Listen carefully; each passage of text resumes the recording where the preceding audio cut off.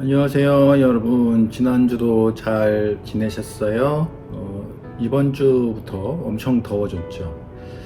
요즘 코로나 확진자가 1000명 이상씩 나오고 있는 심각한 상황이라 밖에서의 활동이 불안불안합니다. 목사님 살고 있는 동네에 있는 초등학교, 중학교 등에서도 확진자가 나와서 학교 학생 전체가 검사, 전수조사를 받고 하는 일이 하루가 멀다 하고 일어나고 있거든요. 다행히 많은 확진자가 나오지는 않고 대부분 음성이라 그나마 다행인 것 같아요. 목사님이 얼마 전에 수술받고 병원에 입원해 있었다고 그랬잖아요. 퇴원하고 집에 와서도 계속 누워 지내야 했는데 다른 건 할 수 없고 그동안 읽고 싶었는데 읽지 못하던 책들을 읽게 됐어요. 여유롭게 오랜 시간 책을 읽을 수 있는 시간을 그동안 갖지 못해서 늘 아쉬움이 있었는데 목사님한테는 엄청 행복한 시간이 됐었죠. 이제 곧 방학이 시작되죠. 여러분들도 그동안 읽지 못했던 책들 눈여겨 봐뒀다가 방학이 되면 꼭 읽어보시기를 바래요. 그러면 게임이나 SNS나 뭐 동영상, 웹툰 보는 것들보다 훨씬 보람된 시간을 가졌구나라는 생각을 반드시 하게 될 거예요. 꼭 독서 많이 하고요. 무엇보다도 성경 읽기. 그것이 최고의 선택이에요. 그러니까 이번 방학 때는 목사님과 함께 성경 읽기 합시다. 알았죠? 자, 오늘도 이렇게 함께 말씀 나눌 수 있도록 허락해 주신 하나님께 감사드리면서 힘차게 말씀 묵상 출발해 보겠습니다. 오늘 함께 나눌 말씀은 구약에서는 스가랴서 13장 7절. 우리 지난번에도 스가랴서 말씀 나눴었죠. 신약에서는 마태복음 26장 31절 말씀입니다. 오늘 우리에게 은혜 주실 말씀, 구약의 말씀부터 먼저 읽어볼까요? 스가랴서 13장 7절입니다. 만군의 여호와가 말하노라. 카라, 깨어서 내 목자, 내 짝된 자를 치라. 목자를 치면 양이 흩어지려니와 작은 자들 위에는 내가 내 손을 들이우리라. 아멘. 이번에는 신약에서 마태복음 26장 31절. 그때 예수께서 제자들에게 이르시되 오늘 밤에 너희가 다 나를 버리리라. 기록된 바 내가 목자를 치리니 양의 떼가 흩어지리라 하였느니라. 아멘. 양이라는 동물은 수많은 초식 동물들 중에서도 본래 순한 성품으로 유명한 그런 동물입니다. TV를 통해서 양털을 깎는 장면을 본 적이 있는 친구들이 있는지 모르겠는데요. 자기 털을 다 깎아가고 또 맨몸만 남기까지 격하게 움직이며 저항을 해볼 만도 한데 털을 깎는 자기 주인에게 그대로 몸을 맡긴 채 미동조차 신음소리조차 내지 않는 그런 동물이 바로 양입니다. 심지어 도살장에 끌려가는 그런 험악한 분위기에서조차 순순히 끌려가서 매 소리 한 번 없이 죽음에 순응하는 그런 동물이 바로 양이라고 하는 동물이라는 거죠. 이런 양이 갖는 몇 가지 특성이 있는데요. 양은 자기를 보호해주는 자기 목자의 목소리를 알아듣는다고 합니다. 말뜻을 알아듣는다는 게 아니라 목소리를 듣고 자기 목자인지 아닌지 정확하게 알아낸다는 의미죠. 자기 목자의 목소리를 알아채지 못하는 양은 건강 상태가 나빠진 양이거나 품종이 안 좋은 양으로 분류를 한다고 할 정도니 어느 정도로 양이 목자의 음성을 잘 알아듣는지 아시겠죠? 그리고 양은 시력이 굉장히 나쁜 걸로도 유명합니다. 바로 아주 바로 앞에 있는 것 아니면 볼 수 없다고 그러죠. 그래서 양들이 이동할 때에는 바로 앞에 있는 양의 꼬리나 궁뎅이를 보고 따라간다고 해요. 목자가 맨 앞에 있는 양을 이끌고 가면 줄줄이 바로 앞에 있는 양의 꼬리나 궁뎅이를 보고 이동을 하는 거죠. 그러다가 혹시라도 앞에 양을 놓치게 되면 어디로 가야 할지 몰라서 양들이 흩어지기 시작하는데, 이때 양치기 개가 크게 짖으며 몰아가서 자기들이 따라가야 할 양들의 무리 쪽으로 다시 몰아주곤 하는 것입니다. 그런데 이들을 이끌어줘야 할 목자가 아예 사라져 버린다고 생각해 보세요. 양들에게는 대재앙이죠. 따라갈 대상, 돌봐줄 대상, 가야 할 길로 몰아줄 대상이 사라져 버리기 때문에 양들은 사방팔방 흩어지게 되고 그러다가 커다란 위험을 직면할 수밖에 없는 거예요. 시력이 나쁘기 때문에 절벽을 향해 달려가도 알 수 없고, 호시탐탐 양들을 노리는 맹수들이 다가와도 피할 수 없고, 싱싱한 풀밭에서 먹이를 먹는 것이나 맑고 깨끗한 물로 목을 축이는 일도 더 이상은 할 수 없게 되기 때문이에요. 오늘 본문 스갈에서 13장 7절을 보니까 가라 깨어서 내 목자 내 짝된 자를 치라 라고 말씀합니다. 여기서 내 짝된 자라는 말은 내 짝꿍이라고 할 만큼 매우 친한 친구 정도를 의미하는 게 아니라 나와 동일시 될 만큼 나와 완전히 하나인 자, 완전히 연합된 자를 의미해요. 그런 의미에서 보면 성부 하나님께서 성자 하나님 되신 예수님을 가리켜 말씀하는 표현이라는 걸 알 수 있죠. 같은 7절에는 내 목자라는 표현도 함께 있네요. 이 말은 예수님의 역할을 의미해요. 예수님은 아버지 하나님께서 우리를 위해서 보내신 우리의 목자가 되세요. 그런데 그런 예수님을 향해 뭐라고 말씀하시죠? 가라, 깨어서 내 목자, 내 짝된 자를 치라. 칼로 치면 어떻게 되겠어요? 죽겠죠. 하나님께서 나 자신이나 다름없는 내 짝을 공격하라 하시진 않을 텐데 이상하죠? 이것은 훗날 예수님께서 우리의 구원을 위해서 당하실 일을 예언하신 말씀이에요.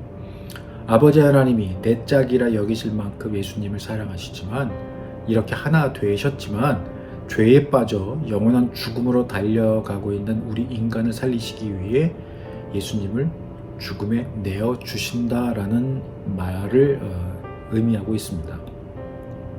예수님이 우리 대신 죽으심으로 우리가 영원한 죽음이 아닌 영원한 삶으로 갈 길이 열린 것. 여러 번 여러분들께 이 복음의 내용 말씀드렸죠.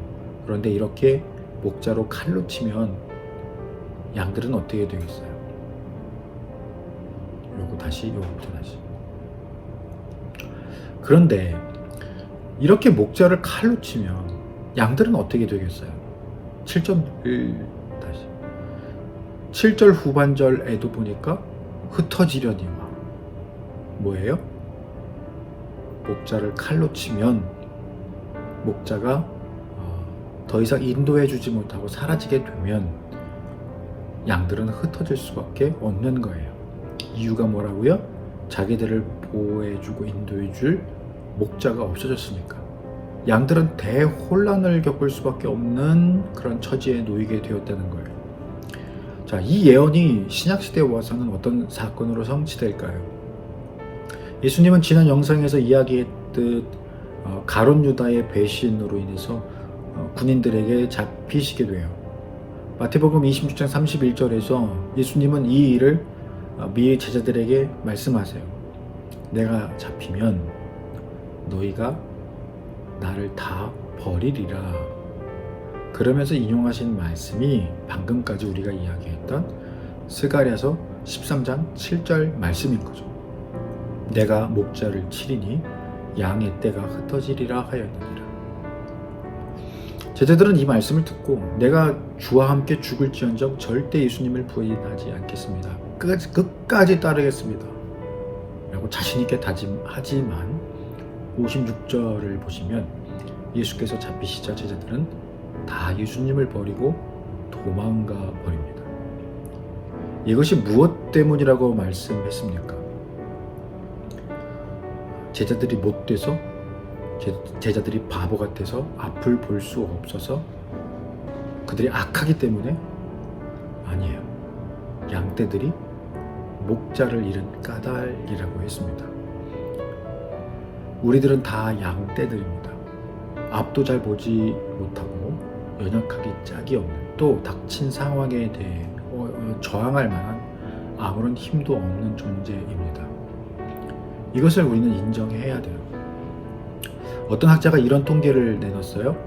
인간이 단 1초 후의 일만 예측할 수 있어도 전 세계에서 일어나는 모든 사건, 사고의 85%를 막을 수 있다. 뉴스를 보니까 지난 한 달간 이웃나라 일본과 중국에는 사상 최대의 폭우와 홍수 사태가 일어나고, 그래서 산사태가 일어나고 그랬대요. 많은 이재민들이 생겼대요. 기나긴 장마 기간 동안 그야말로 폭우에 폭우가 겹쳐서 이런 일들이 일어나는 거예요. 우리나라는 별로 비가 오지 않고 장마가 그냥 지나가 버렸죠. 이런 예화와 같이 세계 각지에서 수많은 재해와 사건, 사고들이 일어났었고 또 앞으로도 일어날 것입니다. 그런데 그 건수는, 그 사고들, 사건들의 건수는 정말 우리의 상상을 초월해요. 너무 많아서요. 그런데 우리가 단 1초 후의 일만 예측할 수 있어도 이런 일들의 85%를 예방할 수 있게 된다? 자, 그 말은 거꾸로 그 엄청난 수의 사건과 사고들이 일어나는 것은 우리가 단 1초 앞도 내다보지 못하기 때문이다라는 거 아니겠어요? 그만큼 우리는 연약한 양떼에 불과해요. 단 1초 앞의 일도 전혀 알 수 없고 예측할 수가 없어요. 그렇기 때문에 목자가, 그것도 우리를 목숨과 같이 사랑하시는 참 목자가 우리 곁에 있으셔야 되는 거예요. 목자를 잃으면, 혹은 스스로 목자를 떠나게 되면 모든 위험에 노출될 뿐더러 영원의 시간 역시 보장받을 수 없어요. 우리의 목자는 먼저 우리를 떠나시는 법이 없어요. 우리를 먼저 포기하시지 않는다고요. 예수님은 우리를 선한 길로 인도하시는 영원한 우리의 목자가 되세요. 이것은 절대 진리입니다. 변하지 않는 진리. 하나님의 말씀은 우리가 늘 예수님과 동행할 수 있는 힘 그 자체예요. 그래서 말씀이 그토록 중요한 거예요. 우리 친구들 전학기 동안 말씀 묵상 열심히 해줘서 참 기특하고 고마워요. 우리 동준이가 총 30회 가운데에서 23회로 1등을 했더라고요. 그리고 이쁜이 한주가 19회로 2등을 했고, 멋쟁이 정근이가 15회로 3등을 했어요. 그 외에도 또 참여해준 친구들, 여러 회 동안 참여해준 친구들이 있습니다. 이와 같이 말씀 묵상을 한다라고 하는 거는 1등, 2등 그런 것도 좋아요. 다 좋습니다.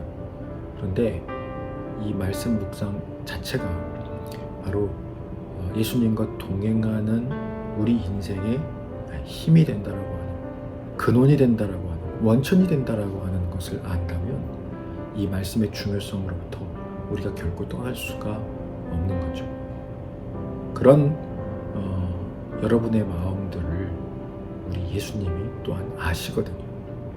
그렇기 때문에 우리 주님께서 함께 하시면서 선한 길로 여러분을 인도하실 거예요. 그 예수님을 믿고 따를 때, 그분의 인도하심을 의지하고 따를 때 우리는 흩어지지 않아요. 위기가 다가와도 주님의 손길이 또한 보호하실 거예요. 말씀을 늘 가까이 함으로써 변함이 없으신 우리 목자 예수님과 늘 가까이 동행하는 우리 친구들 다 되시기를 주님의 이름으로 축복합니다. 기도하겠습니다. 사랑의 주님, 오늘 주신 말씀처럼 그토록 목숨 걸고 예수님께 어떤 위기가 닥쳐도 떠나지 않겠다, 배신하지 않겠다 했던 제자들이 예수님이 로마 군인들에게 잡히자마자 혼비백산 도망간 것을 우리는 말씀을 통해서 봤습니다. 우리가 아무리 마음에 다짐을 하고 용기를 내겠다고 결심을 해도 그와 같이 그냥 도망가 버리는 도망자가 돼버리고 겁쟁이가 될 수밖에 없는 것이 우리 안에 있는 연약감이라는 것을 우리에게 알려주고 계시네요.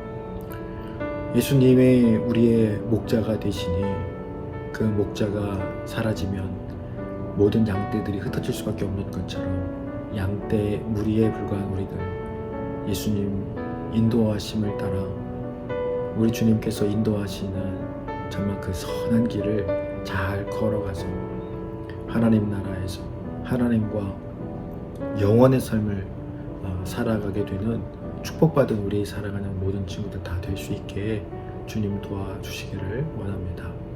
우리 살아가는 친구들 그간 말씀 묵상 정말 열심히 잘 했습니다.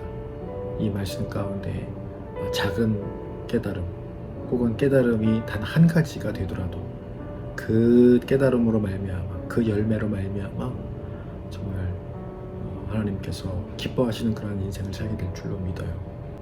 사랑하는 친구들 우리 주님 기억해 주시고 언제나 동행해 주세요. 예수님 이름으로 기도합니다. 아멘.